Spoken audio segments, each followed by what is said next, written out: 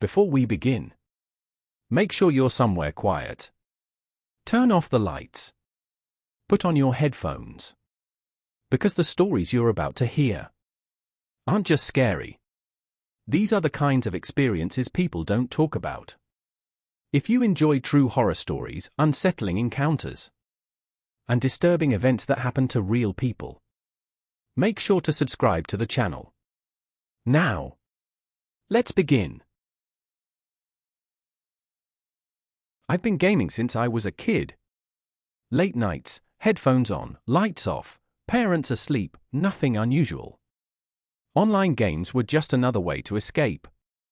I never believed the stories about creepy players or games that know too much. I thought those were just exaggerations made for views.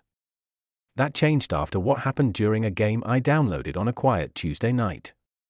The first thing you should know is that this wasn't some obscure dark web horror game.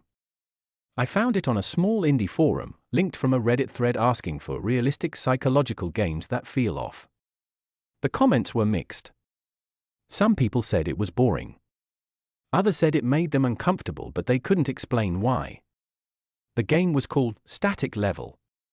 No jump scares. No monsters. Just exploration. That should have been my first warning.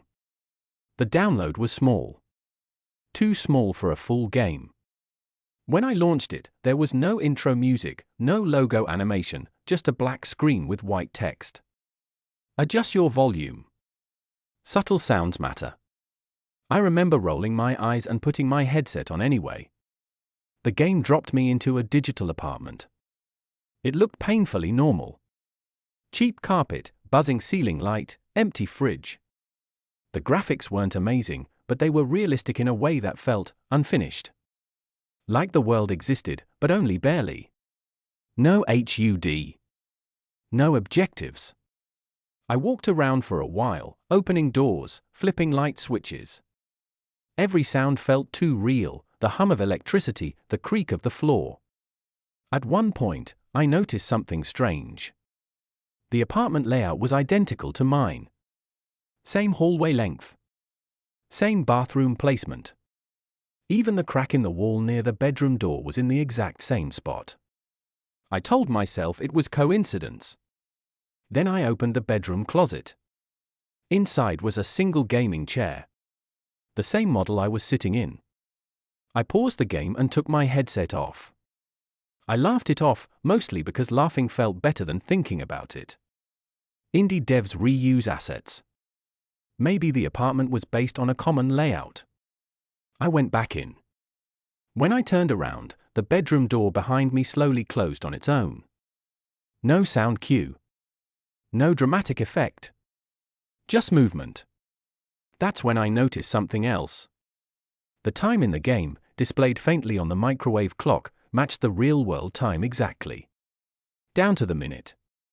I tried to leave the apartment. The front door wouldn't open anymore. The handle rattled, but the door stayed shut.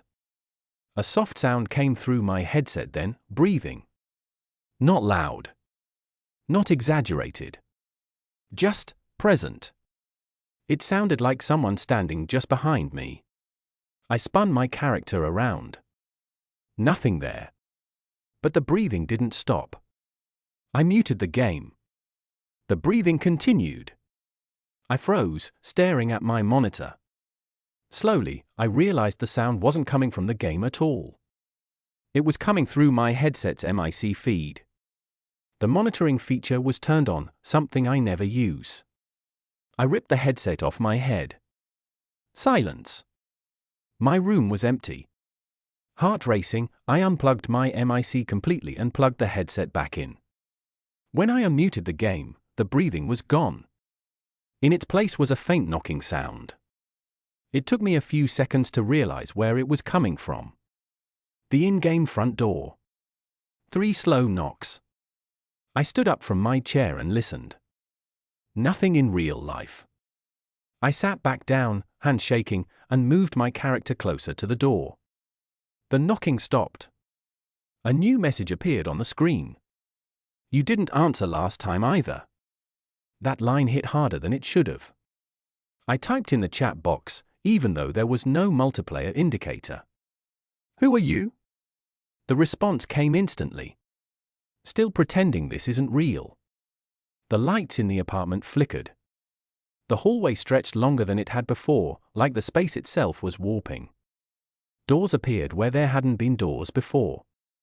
One of them was labeled with my real name. I Alt-F for D immediately. The game closed. My desktop was normal again. Relieved but shaken, I leaned back and tried to calm down. That's when I heard the sound. 3 knocks. Not from my speakers. From my bedroom door. I sat perfectly still, staring at it. The knocking came again, slower this time. My parents were asleep down the hall. No one should have been there. I opened my phone and texted my friend, asking if he was messing with me. No reply. The knocking stopped. After about a minute of silence, I convinced myself it was my imagination, or maybe pipes in the house. I stood up and opened my door. The hallway was empty. I shut the door, locked it, and decided I was done for the night. Then my PC turned itself back on. The monitor lit up, displaying the game's screen. Same apartment. Same front door. Only this time, it was open. The camera slowly moved forward on its own, toward the doorway. Beyond it wasn't the hallway anymore. It was my real bedroom. My desk. My bed. My chair. And sitting in it was me. The figure looked wrong. Its movements were slightly delayed, like a bad reflection. Its head slowly turned toward the screen. Text appeared one last time. "You finally answered." My power cut out immediately after that. Everything went dark. I didn't sleep that night. The next morning, the game was gone from my PC. No files. No download history. The forum thread where I found it had been deleted.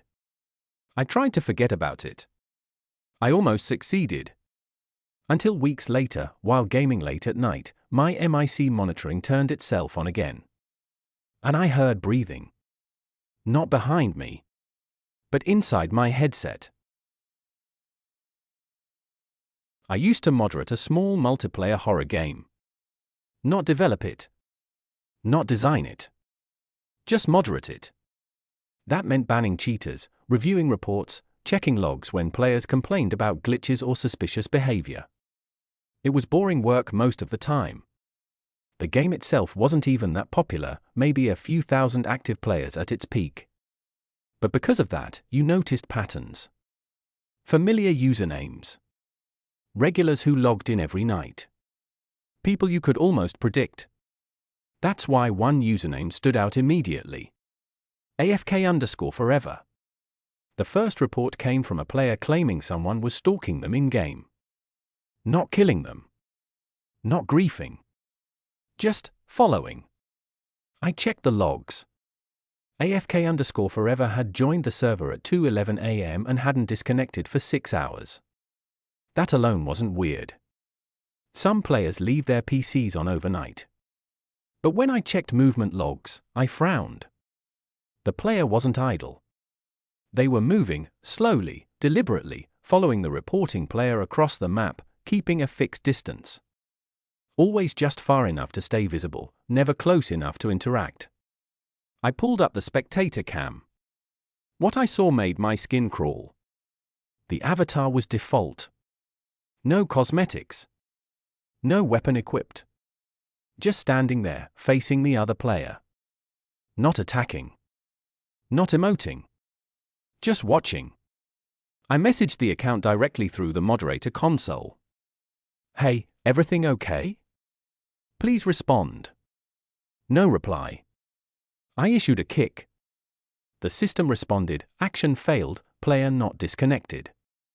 That had never happened before. I tried again. Same message. I refreshed the server panel. The player was still listed as connected, but their ping was blank. No number.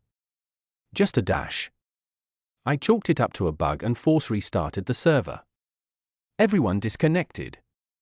Except AFK_forever. The server came back online automatically. AFK_forever was already inside. Same spot. Facing the spawn point. I banned the account manually. The ban went through.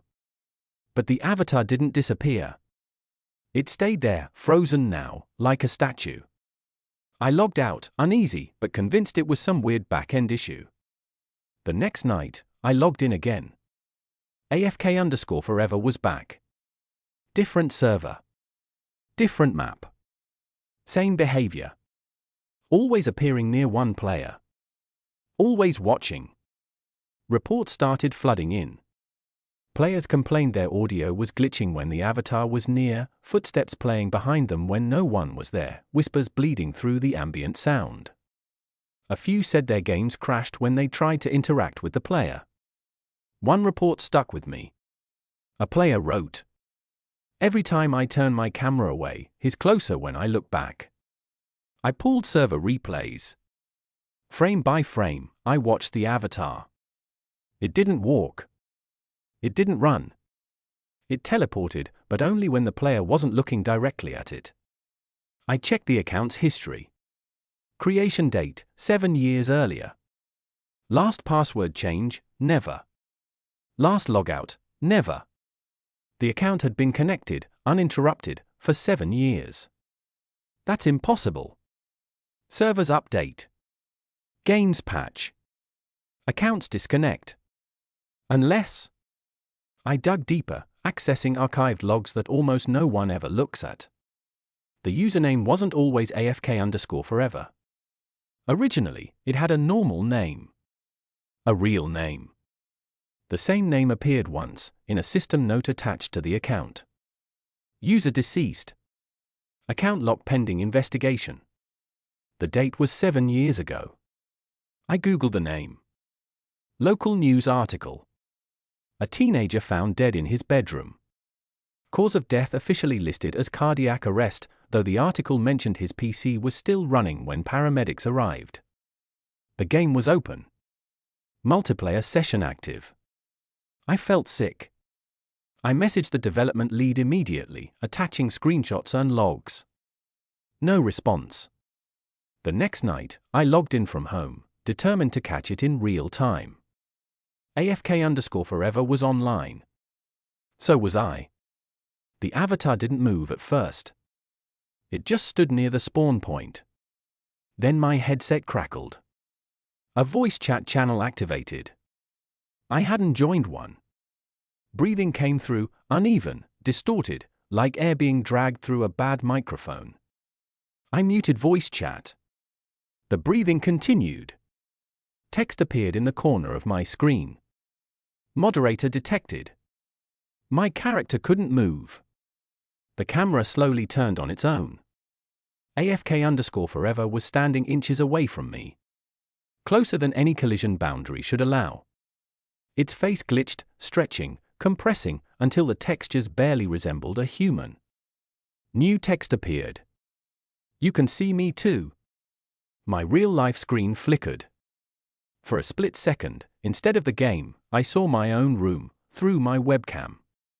From behind me. I slammed my laptop shut. My heart was pounding so hard I thought I might pass out. When I opened it again, the game was closed. My admin access had been revoked. Password changed. An email waited in my inbox. From the dev team. Subject, account resolved. The message was 1 line long. It's better if you don't log back in. The game shut down permanently 3 months later. Official reason, low player count. But here's the part that still keeps me up. Sometimes, late at night, when I'm gaming with my headset on, my voice chat indicator lights up, just for a second. No one's there. And in the silence, I swear I hear breathing. Waiting. I didn't believe a game could be dangerous. Not malware dangerous. Not virus dangerous. I mean personally dangerous. I was 23, working night shifts at a grocery warehouse, sleeping during the day, gaming at night on my days off. My routine never changed. Same sleep hours. Same coffee breaks. Same games. That's why I downloaded the indie game. It was called Static Level. No trailers. No reviews. Just a short description on a small indie forum. Psychological multiplayer experience. No jump scares. The fear comes from being noticed. That sounded pretentious, but I was bored. The game installed instantly. No launcher. No settings menu. Just a black screen and white text. Welcome back. I assumed it was a stylistic choice. I clicked to start. The game loaded into a low-detail apartment hallway. Dim lighting. Buzzing fluorescent hum. Doors lining both sides. My character had no reflection in the cracked mirror at the end of the hall. No tutorial. A chat message appeared at the bottom. You're early. That made me pause. There were no other players listed. I typed. Early for what? No response. I explored the hallway. Every door was locked except one at the very end. Inside was a room identical to mine in real life. Same unmade bed. Same desk. Same monitor. I laughed nervously and chalked it up to coincidence. Then I noticed the clock. It showed the correct time. Down to the second. I quit the game. The next night, I played again. This time, the text said, "You're late." I hadn't told anyone my schedule. The hallway was longer now. More doors. Some were slightly open, leaking a faint grey light. As I walked past one door, it slammed shut behind me. A chat message popped up. Don't rush. I felt uncomfortable enough to quit again. But here's the thing, I kept coming back. Each session added small details. A coffee mug on the desk that I owned. A crack in the wall shaped exactly like the one in my apartment. A sound that resembled my upstairs neighbor pacing. On the fourth night, the game greeted me with, "You should be asleep." I froze. That was true. I normally slept at that hour. I typed, "How do you know that?" The response came instantly. "You told me." I never used voice chat. Never typed anything personal. The game introduced a new mechanic after that. Sometimes, when I stood still too long, the screen would darken. Static would fill my headset. And faint text would appear layered under the noise. Turn around. I never did. I started noticing things outside the game. My PC would wake from sleep mode on its own. My mouse cursor would drift slightly when I wasn't touching it. My webcam indicator blinked once, then stopped. I covered the camera with tape. The next time I launched the game, the apartment room was darker. The tape was gone from the in-game version of my webcam. Text appeared slowly, letter by letter. That makes it harder. I uninstalled the game immediately. Deleted every file. Also, I thought. 2 nights later, my screen turned on by itself at 3:17 a.m. Static Level was running. The hallway was gone. Now I was standing in a narrow corridor that sloped downward. The walls pulsed faintly, like something breathing behind them. A new message appeared. "You don't play anymore." I tried to Alt-Tab. Nothing. I tried to shut down the PC. Nothing. Footsteps echoed behind my character. Slow. Measured. I didn't turn the camera. The chat filled the screen. "You learned my patterns. I learned yours."